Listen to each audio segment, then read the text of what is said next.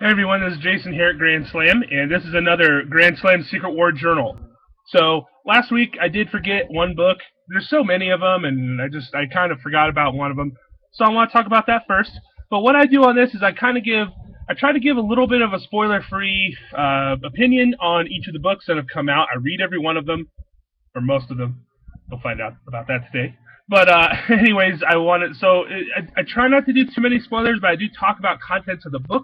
I try not to give away things, but what constitutes a spoiler these days in the world of the internet, I don't really know. 1602, Angela Witch Hunter. I forgot to get to this one last week. It was just shipped to me late. I know that sounds like weird because I own a comic book shop, but I got it later than I should have. So let's talk about 1602. I love this book. I love 1602. If you've ever read Neil Gaiman's 1602, it's basically set in a Victorian England. And all the characters, they're on like King James, English, and it's just a great book. It has different alternate takes on each of those characters. So it just lends itself so easily into the whole battle world where there's a whole world, presumably, of these people who still speak, the Queen's English. And so that's kind of fun. In this one, basically, we have Angela and her friend Sarah, her sister, or, her partner, and they're witch hunters, and what they do is they go around and they hunt down witch breeds. Now, in 1602, witch breeds are basically mutants. So it's the idea that Angela can go down and hunt mutants, and they say a lot of, these and thys, and, they sigh a lot, and really cool language. The art is very interesting. It definitely shifts throughout the book. It goes from being, like, very printer, less color, and then it gets to the more full-color, fantasy-style art that you're kind of used to. Angela is really mean, and I wouldn't want to mess with her. She kills witch breed. So lots of cool stuff in here. Lots of something. It's definitely tied into Battle World because this is a whole world unto itself and how it plays out in the whole universe. And there's probably going to be a mystery going on, like why is she going around killing these people or these individuals and their uprising or whatever's going on. So, highly recommend this, especially if you remember reading 1602 by Neil Gaiman. Not often do the spin-offs of 1602 really get me happy, but this one did. Now on to this week's books. So we're going to talk about some of the newer stuff. Squadron Sinister. What a bizarre book. This was definitely not one on the radar that I was really excited about.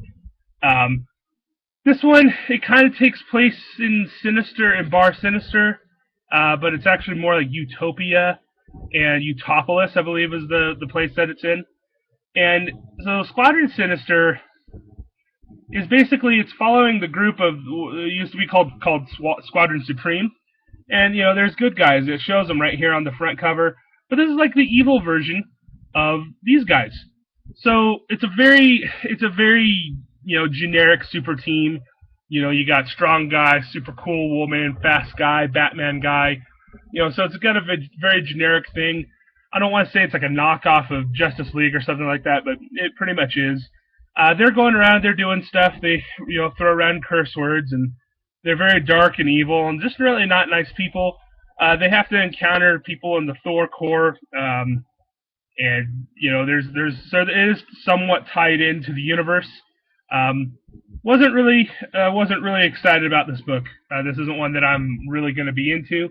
But if you like the brand of, if you like it when they make fun of Justice League, if you like Hyperion, this is not the Hyperion from the Hickman Avengers book. It's a different Hyperion. So, whatever. I give this is not one I'm like really excited to get into, but it might be for you if you're into those kind of titles. This one I believe everybody should be into, and that's Runaways. Runaways is one of my favorite comic books of all time. Runaways is basically about a bunch of kids who have run away from their evil parents. All their parents are actually supervillains, literally. So you might think your parents are evil kids, but these kids' parents were actually supervillains. So they're getting sacrificed for something, and they run away, and they start their own super team. So you're like, okay, so they're going to see, and already on the cover, Molly's on here, so I'm really excited for that to happen. This is kind of a new take on it. In Runaways, there is a university that is in Doomstadt, and at Doomstadt, they bring all these kids from all over Battle World, and they bring them together, and they educate them to kind of be the biggest and the brightest of the future. So that's a really cool idea. So I like the X-Men. I like that kind of stuff. And so what's going on with this one is we have a really cool team, lots of different people like Jubilee, Pixie. I think we have Cloak and Dagger, only their roles are reversed. So that's a very interesting kind of mix up there. Amadeus Cho and their Scar, from the Whole Planet Hulk story, and Molly from Runaways. And I believe I'm missing one of the females. I'm going to be angry if I can't remember off the top of my head. And Gorgon. So you have all these interesting characters, and they're basically kind of at odds with each other, and they're in school, they're trying to go through a test, and the test they have to do like a huge combat thing, and then they get thrown in detention together because they're messing around in the hallways, and then, then they basically all get thrown on a team, and they're going to be in this tournament to graduate their class, and man, it's a fun little book. It's got characters that I like, characters that you might not be too familiar with, and might be people from the Ultimate Universe. The Cloak and Dagger thing might be from the role reversal might be actually from 1610. And I don't know too much about what was going on in the Ultimate Universe, but man, I love Runaways. I like the idea. Basically, these kids are probably going to be pitted in a horrible event. They're going to have to run away. They're going to start their own super team and kind of defy Doctor Doom. So that's sounds like a good time to me. So check that one out if you like kids doing cool stuff. I'm going to talk about this one. I'm really trying to. I don't know what accent I was going for there, but I'm like way too far into this. I can't start this over. So sorry if I offended people with just how stupid I sounded there. This is Thor's. I mean, you might as well. I wish I could just play the cops music. Boom, boom, boom, boom, boom. Boom, boom, boom, boom, boom, boom. Bad Thors. What you gonna do? What you gonna do when they come for? I don't know. It's great.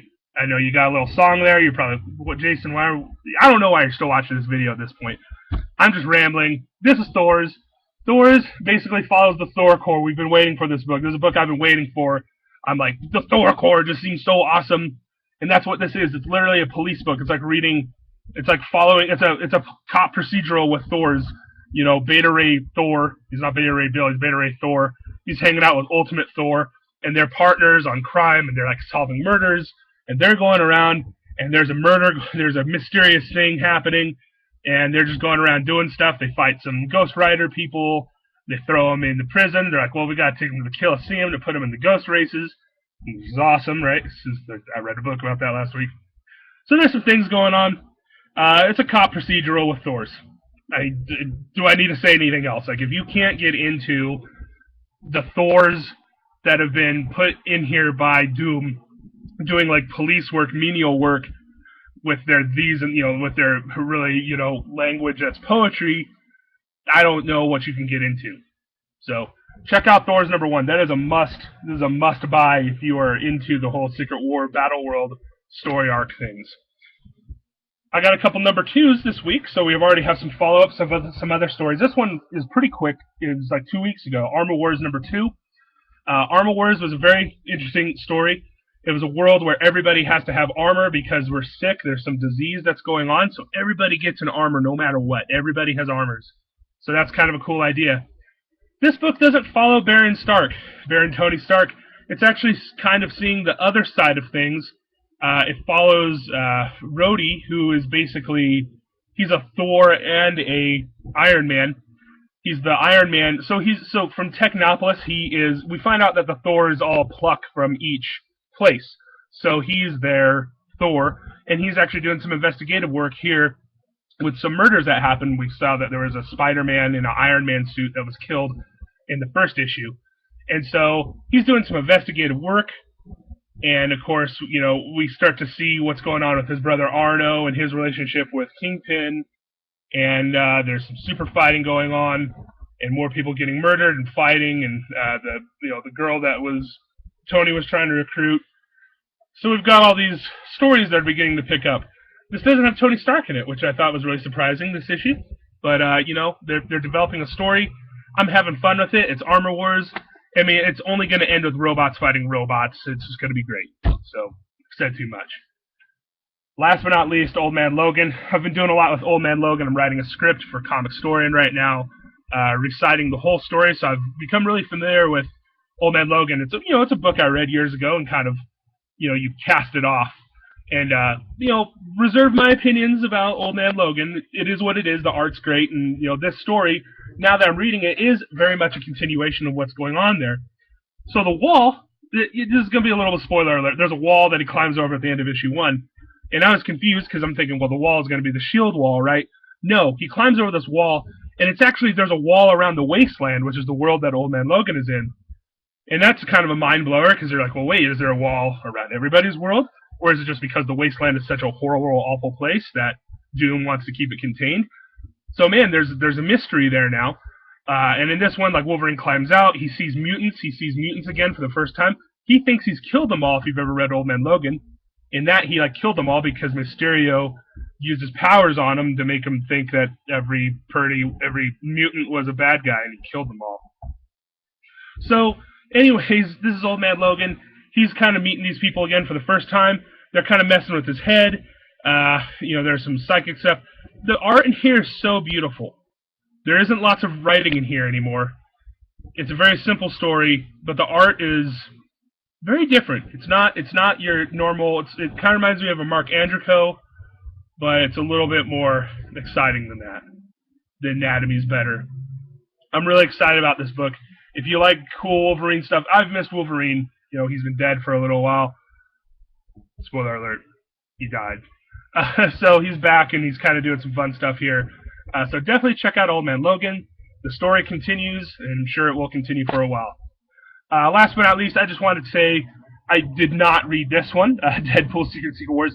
I will not read. I'm going to try and read as many of these as I can, but there's a couple books I'm probably just going to pass on that I didn't like the first time. There'll be a couple of them. You'll hear me talk about it. So you can judge me for who I am. I'm Jason at Grand Slam at 1730 West Eisenhower. I'm just Deadpool Secret Wars. It's just not interesting to me. I can't get into it. I don't really care about what Deadpool did back in 1985. I care about what's going on. I would like to care about what Deadpool's doing right now in Battle World, which apparently he died because I read a Deadpool book last week where he was dead. That was page 1. So, but those of you who like your Secret Wars, come check it out when you got a chance. So yeah, there wasn't a lot of books to talk about this week, and it just still took forever. I like my Secret Wars.